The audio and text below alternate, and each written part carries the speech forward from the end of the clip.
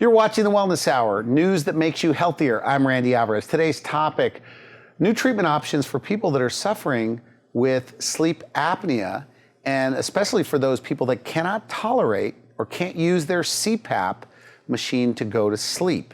According to my first guest, about approximately 60% of the people that get a Cpap that is known to be very effective for sleep apnea, they can't wear it. So it doesn't work. So now with these new custom-made dental appliances, people are back to sleep. They're not waking up, 10, 20, 30 times an hour. And the results he's getting, he says, are amazing. With us, we have an expert on this topic. We're also talking about chronic snoring. He said before we came on that helping the people with the loud snoring, those are the easiest. With us, we have Dr. Shah. Dr. Shah, welcome to the program. Thank you, thank you. For people that don't know your practice, I guess this is all you do. You don't do regular dental procedures. You just deal with sleep. That's correct. Is that right? That's correct. So who's coming in for this? Who's a typical patient? Well, Randy, a lot of people believe that, we probably treat mostly oversized, overweight men. But in reality, our patient base is roughly 50% men, 50% women, some who are overweight, but a lot of average weight, normal weight patients. So those that really who are fatigued, who are tired, they want to live, have a better quality life. They want to have more energy. They want to feel like they're alive. A lot of them are referred by their physicians because they've been diagnosed with sleep apnea, meaning they actually stop breathing. Sometimes 5, 15, 30 times every hour during the night. And so they're just not getting enough oxygen. Some of them may be snoring excessively. They're having trouble sleeping with their bed partner, or they're having trouble going on trips with friends and family because they can't stay in the same hotel room because they make so much noise when they sleep. So we see a wide range of patients with any of these conditions. Now we should mention medical insurance. Yeah. covers this procedure, is that right? Yeah. And even Medicare, you take Medicare. That's correct. We take Medicare that's set as well. Up for this. Yeah. And we take most medical insurances, actually. I think that's one of the really unique aspects of this treatment, as well as of my practice, is that we accept medical insurances. And it's really not easy, Randy. I've been doing this for about 6 or 7 years now, full-time, just exclusively treating sleep apnea and snoring. And we're still struggling with insurance companies, but guess what? We've got a lot of them that we're contracted with, that have asked us to contract with them. And so it becomes a lot easier for people to get the care that they need so they can sleep better and live better and not snore as well. So. Now, we talked at the, off camera at the break that many dental offices that are doing this are collecting the money in advance from out of pocket with the patients because they're not set up for medical insurance like you are. Correct. Because it may take 6 months or 12 months to even get paid. Absolutely right. So you're set up for that. We're absolutely set up for that. And the important thing that I wanted to emphasize in my practice was that I didn't want to hold off on anybody's care because of what the insurance might dictate. Okay, so what we do is we check everything up front. We check all the benefits. We give the patient an estimate of what their coverage will be, but then we start them on the treatment, right? So that way they can get the care they receive. They can see a benefit right away. It can change their life, give them more energy. They can sleep better. They can function better, right? And then we'll take care of the insurance part as we go through the treatment, and it works out great. Okay, so these people, just so I understand this correctly, they think they're sleeping, right? Yeah. Maybe they're told by their partner that they're loud, they're snoring or gagging or whatever, but they're not really sleeping. Correct. Yeah. It's really the. So help me understand that part. Yeah. It's really the quality of sleep, right? So let me tell you this: if you're sleeping at night, you might not even wake up in the middle of the night if you're not breathing. Okay. It's just that your body though is coming out of deeper stages of sleep. And so it's called arousals. You're having these arousals when you're sleeping, but you're not fully awakening. So when you have these arousals, you're actually not getting the deep sleep that you should be getting to really refresh yourself, replenish your body, rejuvenate. So how many times do they wake up? Well, it can go as up to 30, 40, 50 times an hour, even more. We've treated patients that wake up almost 100 times every hour throughout the night, 8 hours throughout the night. Can you believe that? And they're exhausted. I had one patient, a female. She was approximately 50 years old. She was waking up 96 times every hour, okay, throughout the night. She could not tolerate the Cpap machine. Randy. So it was really detrimental to her well-being as well as her health as well. Well, her doctor finally gave in and referred her to our office for an oral device, and it changed her life.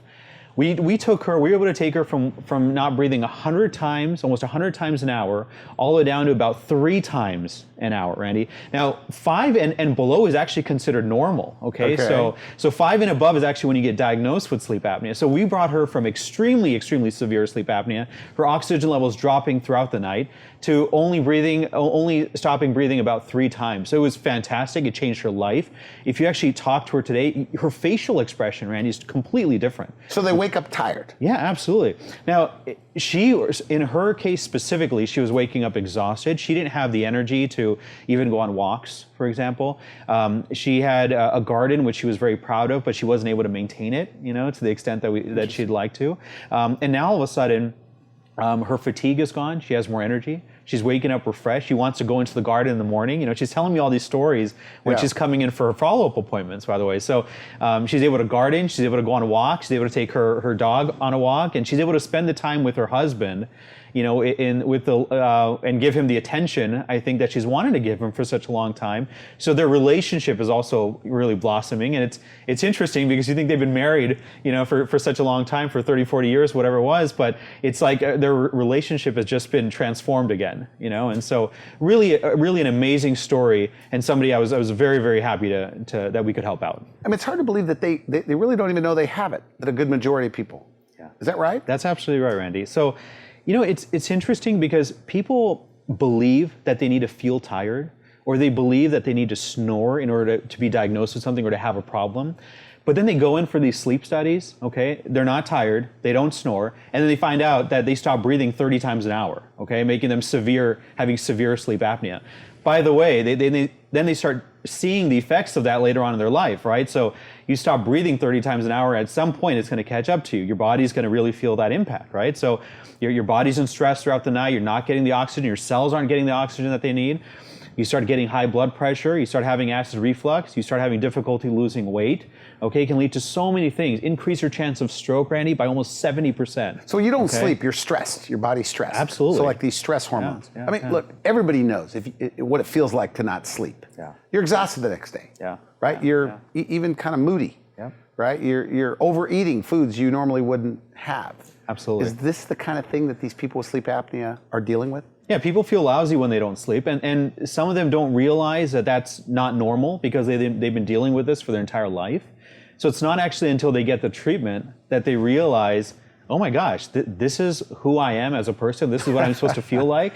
This is how I'm supposed to live my life. They can go to work and function normally. They can be happy and play with their kids, or they can go on walks with their spouse, And so it's really a transformation, not only physically, Randy, but mentally as well. Their outlook on life is different. They're more positive.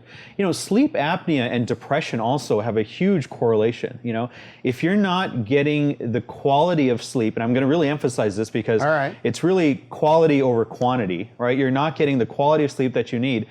You're going to feel it mentally, physically. Your body's going to be exhausted. Your mind's going to be tired.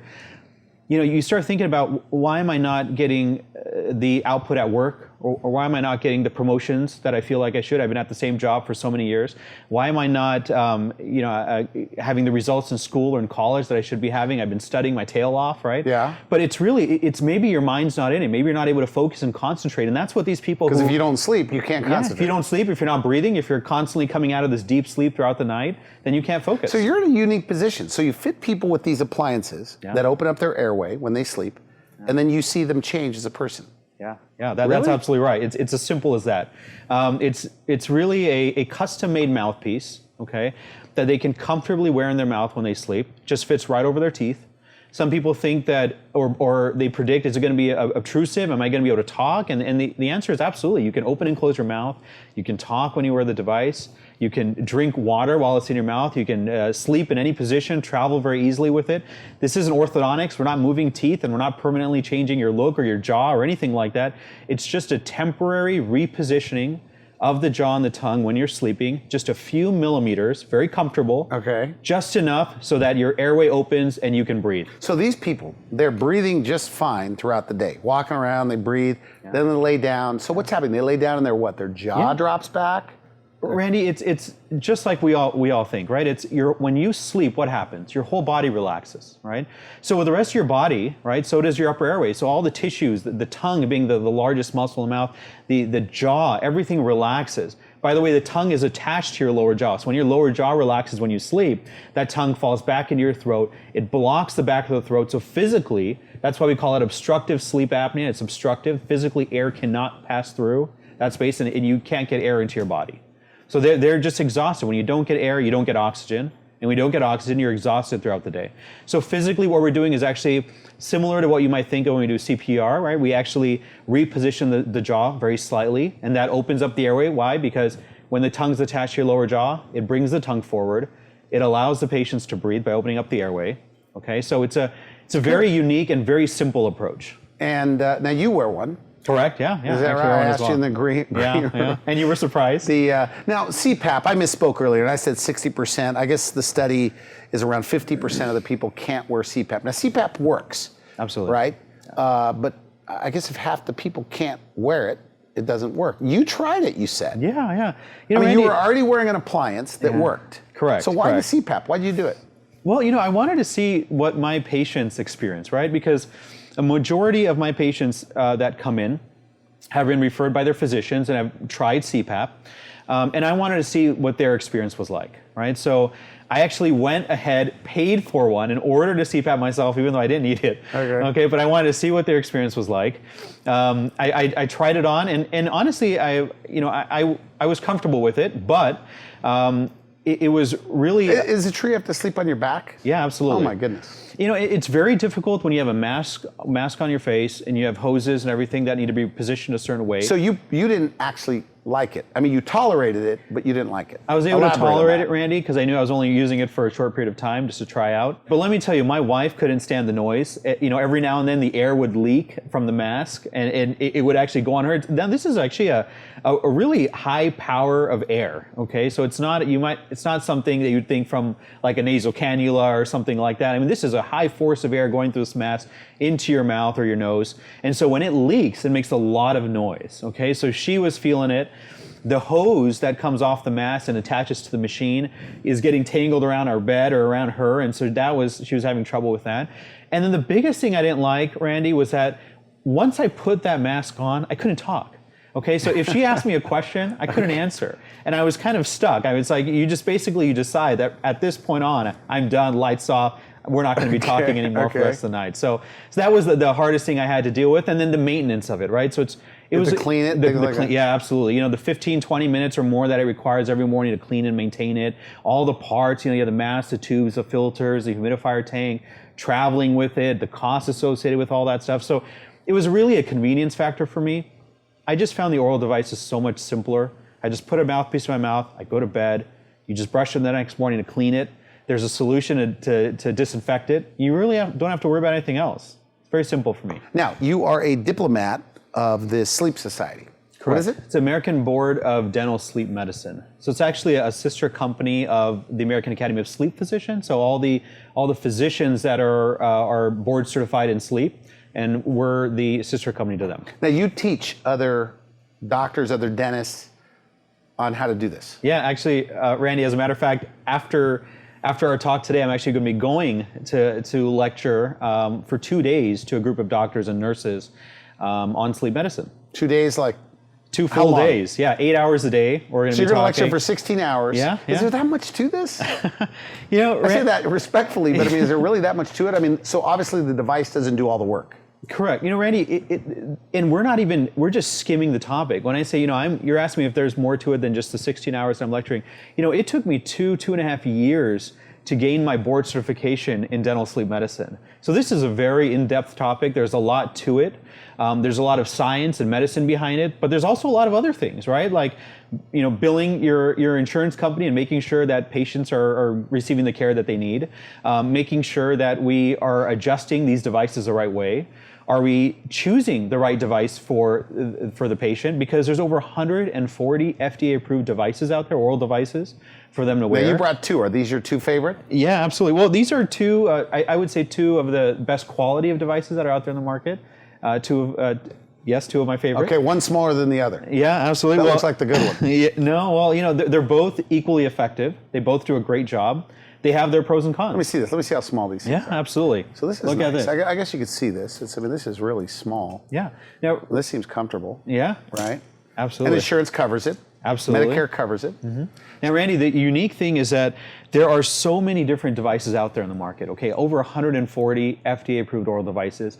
They all have their own strengths, different materials, different sizes, different comfort levels, right? And for different purposes. So I like to say that we should be able to find a device that suits almost anyone's need, right? And so that's what I love about these devices. There's so much to choose from. It's not like a one-size-fits-all. Okay, so patient may be receiving orthodontic care, for example, right? They're going through braces. Well, guess what? We can make a device for them. And as extreme of a case as an elderly patient, I've treated many who have dentures, a full set of dentures, upper and lower, and we can make an oral device, right? So there's so many options here that it's ridiculous. And for many people, you say it's life-changing.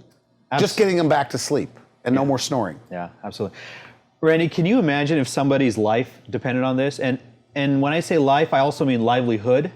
I had a patient, Jimmy, okay, about 40, 45 years old, male, who came in because he had no other options, okay? He's a truck driver, so his livelihood literally depended on him receiving benefit for his sleep apnea. He was stopping breathing over 50 times an hour, so he had severe sleep apnea, okay? His oxygen levels are dropping below 70% during the night, okay? So very, very dangerous.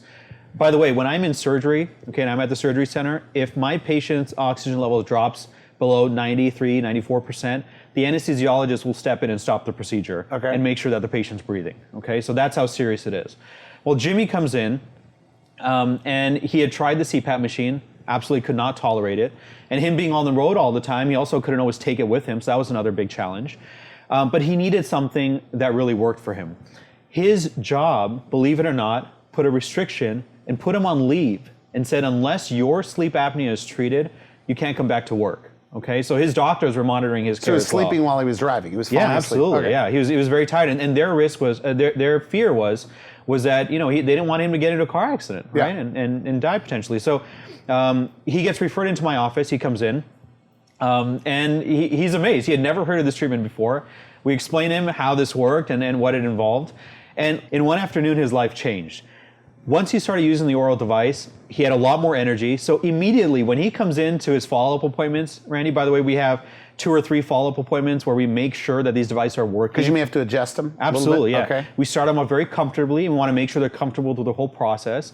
And we want to adjust them to the optimal position. So this is not about moving your jaw all the way forward or making you look like a monkey or like Jay Leno or anything like that. Okay. It's really about just a minimal adjustment to make it comfortable but effective, right? So he comes in for his follow-up appointments, and immediately he tells me how he's sleeping better, his snoring is a lot less. So his wife is telling him that, she can even sleep through the night now, by the way, right? So even though he may be waking up, 50 times a night, so is she, right? All right. So she's sleeping better, but he's getting more energy because he's sleeping better, okay?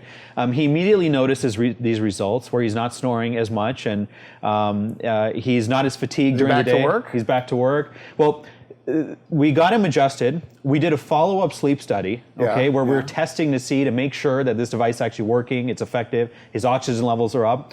He went from 50 times an hour to just 7. Okay, so now waking up. We're talking about waking up. Yeah, he was waking up 50 times an hour. People will wake up 50 times an hour. Can you imagine? Right? It's really, really amazing. I mean, at how much this can really affect their quality of life. But now on another level, his blood pressure is down. Right? He's now even considering talking to his doctor about getting off of his blood pressure medications. So it's really a comprehensive and all-around turnaround in his life.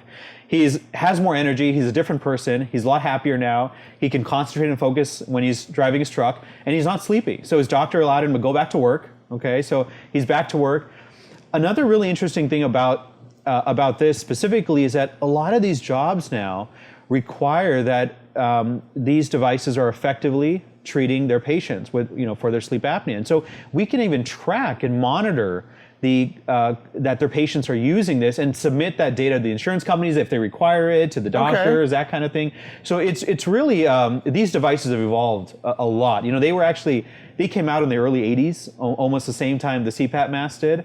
And they've been around for a long time now. So these are a proven treatment option, one of the first line treatment options for sleep apnea and chronic snoring. So talking about the snores for just a moment. So people with the really loud snores, Sure. right? I was on a school trip with one of my kids, and the guy had to sleep up top of the deck of the ship. So my question is, how well does it work for just the snore crowd? Yeah. And does every loud snorer have a little bit of apnea? Sure. I had a patient who came in, Elaine, in her mid-30s, and she did not have sleep apnea. She had a sleep study done, no apnea, but she said she snored like a freight train, okay? She was so embarrassed. She kept holding and postponing trips with her girlfriends because she couldn't sleep in the same room with them. She was so embarrassed. Well, she had a trip coming up in about a month and a half, and she comes in and tells me, asks me if there's anything that we can do for her. So we were able to make her a very small oral device that was clear, that she loved, that nobody could tell she was wearing, and it completely got rid of her snoring. So even before she went on her trip, she told me, Dr. Shah, my boyfriend said I'm not snoring anymore, and I'm so excited to go on this trip. And of course, I never hear from these patients again because their problem solved. It's like, they're happy, and so they're off and away and living their life. So very, very pleased to have. But it is mostly men. It is mostly men. It affects more men than it does women. So if somebody's watching this and their partner is a loud snorer, they need to drag them in and see. Yeah, absolutely. And it's majority of our patients, I would say, were dragged in by their spouse. Oh, is that right? Yeah, because it's really, when you're the one snoring or you're the one not breathing at night, you don't even know that you're doing it, right? It's not like you're waking up or waking yourself up. It's your spouse. It's your wife or your husband looking at you saying, gosh, I'm scared. He's not breathing. Or gosh, he's making so much noise. I can't sleep next to him. And it's affecting the relationship. So you get referrals every day from medical doctors? Absolutely. Every day in your office? Absolutely. And so the word's on the street then that this is effective? Yes, that's absolutely true. Yeah. Okay. And it's also that how well we screen and we determine who's a good candidate for this treatment. Because let me tell you, this isn't for everybody, okay? So I'm very, very selective at who I feel is a good candidate for this treatment. That's what our initial exam, our 1 hour where we first meet the patient, is all about. We do a comprehensive exam. I review their sleep study with them if they have one. And I want to make sure that this is, what are your chances of success? This is actually going to work for you. So are the appliances getting smaller and smaller? Because I've had people on the show talking about this years ago, and the appliances seem very big. Yeah. These seem very small. Yeah, absolutely. And they're so great now that they're even 3D printed. So we can make a device. That little one right there is 3D printed. Absolutely. Yeah, where we can actually scan in models of your teeth, okay, and a printer will 3D print the device, where this is the lightest and thinnest device out in the market. We're short today. on time, but your mother had sleep apnea. Yeah. And you took care of it? Yeah, that's absolutely right. And the funny thing is her doctor did not feel it was necessary to test her for sleep apnea. It was a very difficult time in my family's life because my mom had just had a heart attack.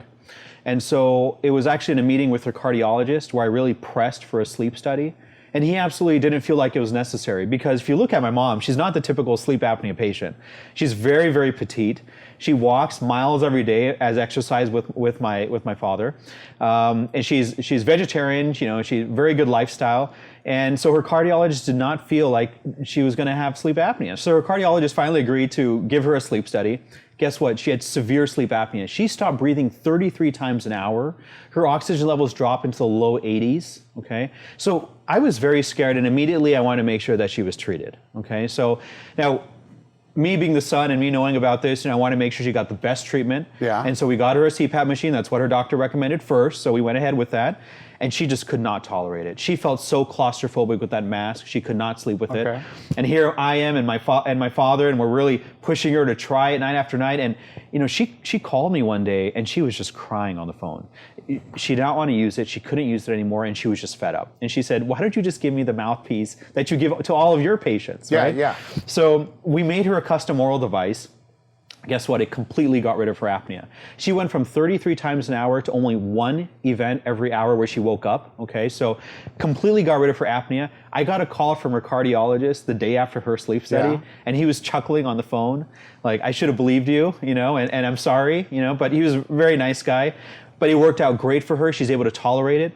And the another big thing is another side effect, positive side effect impact that it had on her was that she grinds like anything, okay? She grinds so heavily, bruxing is what we call it as dentists, where she has worn through almost all of her teeth. So this stopped that? So it completely stopped that as well. So it's really knocking out two birds with one stone. And her energy level, I mean, because these stories that you're telling where they're, they have more energy, more focus. It absolutely changed her life, absolutely. She's sleeping better, she's not snoring anymore. My father said that my mom's a different person now, okay? She has a lot more energy, she's a lot more lively, she has a more positive outlook on life, okay? So it completely changed her life. Now, medical doctors will watch this show, and you work with the medical doctors, and I guess like with your mother, you don't go out of your way to contradict their advice. Absolutely. Okay. Yeah. I think one of the biggest advantages and focuses of my practice is that I want to work with our medical community, right? And we do, very, very integrated with them. The fact that we are focused on this treatment and nothing else. I don't do any general dentistry, no drilling and fillings. When you come to my office, you won't hear any noises, right? But that gives me a chance to spend the time and care that I feel like we need to make sure that our patients are treated successfully. That allows me to make sure the devices are adjusted successfully, that we can communicate with these doctors and make sure that they receive information on the care while it's going on and after it's completed, and that once the devices are successfully adjusted, that we do a follow-up sleep study. We make sure that it's actually effective so patients are breathing better, their oxygen levels are better. I don't want this to be a guessing game. This isn't about just throwing a piece of plastic into somebody's mouth. Really, it's about making a custom-made device that can be very, very effective. We are out of time, but sure. As mentioned, Medicare covers this, medical insurance covers this. Do you need a referral from your primary care physician to see you? Sure. I prefer they do, but it's not necessary. A lot of times we can communicate with the doctors directly. So they can call you first? Absolutely, they can, yeah. Okay, good. I want to thank you for coming on the show. Great information. If somebody wants to know more, they can go to your website, make an appointment, and you have a couple of offices, I guess.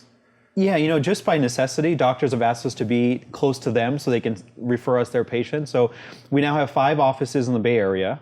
Our main office is in San Jose, but we have locations in San Ramon, in Los Gatos, and in Santa Cruz. So we'd like to think that we're in an office close to you. Okay, good. I want to thank you so much. You're going to wipe out sleep apnea in that area? We hope to make a dent. Okay, good. Thanks again. Thank you so much. You've been watching The Wellness Hour. I'm Randy Alvarez. For now, I wish you good health. Thanks for watching The Wellness Hour, the leader in medical news with your host, Randy Alvarez, the authority on health issues.